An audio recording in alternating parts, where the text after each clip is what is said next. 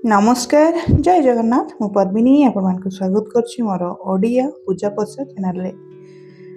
तेबे दर्शक बंधु आज भिडियो रे आमे जानिबा माँ विपत्तारिणी व्रत विषय संपूर्ण तथ्य। यह व्रत कहीं करा जाए, यार इतिहास कौन, केउ दिन रे पालन करा जाए, किपरि पूजा करिवे, केउ सामग्री दरकार, व्रतर कहानी कौन एवं यह व्रत कले केउ केउ फल मिली थाए। तेणु वीडियो को शेष पर्यंत निश्चय देखंतु। तेबे माँ विपत्तारिणी किए? माँ विपत्तारिणी हेउछंती माँ दुर्गांकर एक करुणामयी रूप। विपद अर्थ हेउछि संकट किंबा दुर्घटना, आ तारिणी अर्थ हेउछि जे सेही संकट आमको उद्धार करंती। तेणुकरी एही व्रत को माँ संकटारिणी व्रत, संकट तारिणी व्रत बोली मध्य कुहा जाय थाए। माँ तारिणीकर अति प्रिय मंदार फूल।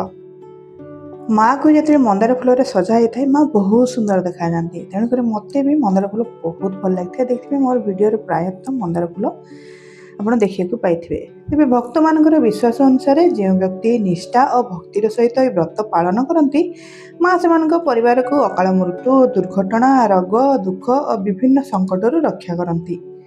विपत्तारिणी व्रत केबे पालन करा जाए?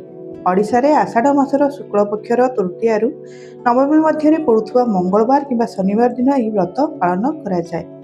तेज साधारणतः प्रभु श्री जगन्नाथकर श्रीगुंडीचा यात्रा आरंभ कर बाहुड़ा यात्रा मध्य जो शनिवार बा मंगलवार पड़ता है यह व्रत से दिन करा जाए। विवाहित महिला माने स्वामी दीर्घायु जीवन, परिवार सुरक्षा और संतान मान मंगल यह व्रत करिथांती। अनेक अविवाहित झील माने भल जीवन साथी और सुखमय जीवन पाई यह व्रत करिथांती। तेबे यह व्रत पाई पूजा सामग्री कौन कौन दरकार होता है? तेबे पूजा पाई साधारणतः लगी थाए माँ विपत्तारिणी फोटो बा प्रतिमा, लाल कपड़ा, सिंदूर, हलदी, अक्षत, दीप, धूप, नड़िया, कदली, विभिन्न फल, पान, गुआ, लाल सूता जो कि 13टी गंठी लगी कि माँ व्रत करा जाय थाए। फूल भोग ता सहित लवंग, पान, गुआ जेहेतु अच्छी आप लवंग गुजराती माँ को पूजा भोग लगे पारे। तेरे पूजा विधि सकालू स्नान कर शुद्ध वस्त्र पिंधतु। पूजा स्थान सफा कर माँ को फोटो स्थापन करंतु। दीप धूप जलाई माँ को फूल फल भोग अर्पण करंतु। तापर विपत्तारिणी व्रत कथा श्रवण करंतु। माँ पूजा जेहेतु करछंती घटटे स्थापन करंतु। शेष 13 गंठी थिबा लाल सूता को माँ पाखरे पूजा करी हाथ में बांधतु। साधारणतः माँ पीठ जोटा हूँ आमर केउंझर बा केन्दुझर, केन्दुझर घटगाँ स्थित माँ तारिणी पीठरे यही दिन भक्त मान समागम होता है। माँ व्रत यही मंदिर में समस्त प्रायत लोक भक्त मान करिथांती। नहले माँ यही व्रत को दुर्गा मंदिर रे, पार्वती मंदिर रे मध्य जाइकी लोक करिथांती। आउ किछि लोक घरे ठूल होइकी गोटे एक जगार एकत्रित होइकी गोटे घरे से घरे मध्य नना को डाकी यही व्रत पालन करा जाय थाए। नहले माँ व्रत, माताराणी व्रत श्री जगन्नाथ मंदिर रे जेतेबेले भगवान जगन्नाथ श्री रथारूढ़ थांती सेथिरे मध्य जाइकी पूजा करा जाय थाए। एबे चलंतु जानिबा व्रत कथा। बहु वर्ष पूर्वे गोटे राज्य रे जने राजा और रानी बास करथिले। रानी दयालु और धार्मिक थिले। दिने तांकर जने गरीब सांग सहित साक्षात हैला। सेही समय रे राज्य रे गौ मांस रखिबा अपराध थिला। किछि लोक रानी के विरुद्ध रे षड्यंत्र करी तांको घरे गौ मांस रखिदेले। राजा जेतेबेले देखिबा को आसिले रानी माँ दुर्गा को अकुल होई प्रार्थना कले, हे माँ जदि मु निर्दोष तेबे मते एही विपदरु रक्षा कर। माँ दुर्गा विपत्तारिणी रूप में प्रकट हेले। जेतेबेले राजा पात्र खोलिले सेठारे मांस परिवर्ते सुगंधित फूल और पवित्र फल देखागला। राजा आश्चर्य हो गले।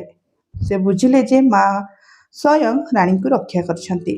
सेही दिनटारू माँ को नाम हैला विपत्तारिणी, अर्थात जे विपदरु उद्धार करती। सेही दिनटारू एही व्रत पालनर परंपरा हैला आरंभ हैला।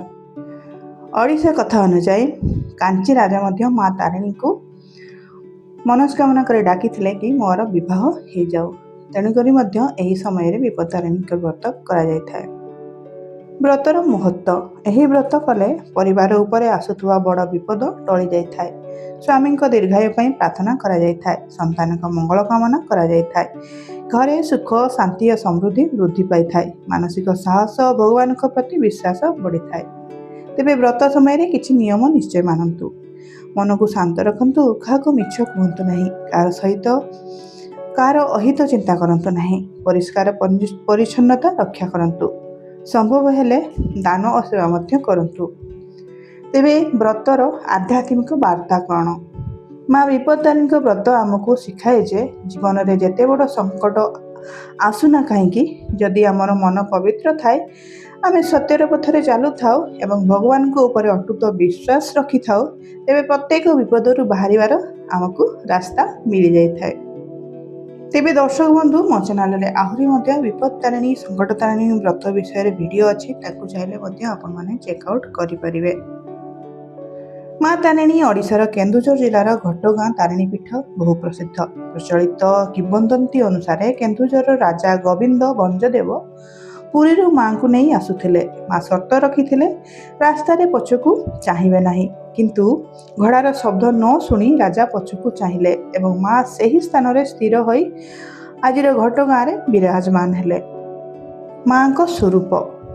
ମା ତାରିଣୀଙ୍କୁ ଆଦିଶକ୍ତି ଦୁର୍ଗାଙ୍କ ଏକ ଶକ୍ତି ରୂପ ଭାବେ ମନାଯାଇଥାଏ। ଭକ୍ତମାନଙ୍କ ବିଶ୍ୱାସ, ସେ ଜଙ୍ଗଲ ଯାତ୍ରା ଓ ଜୀବନର ବିଭିନ୍ନ ସଙ୍କଟରୁ ରକ୍ଷା କରନ୍ତି।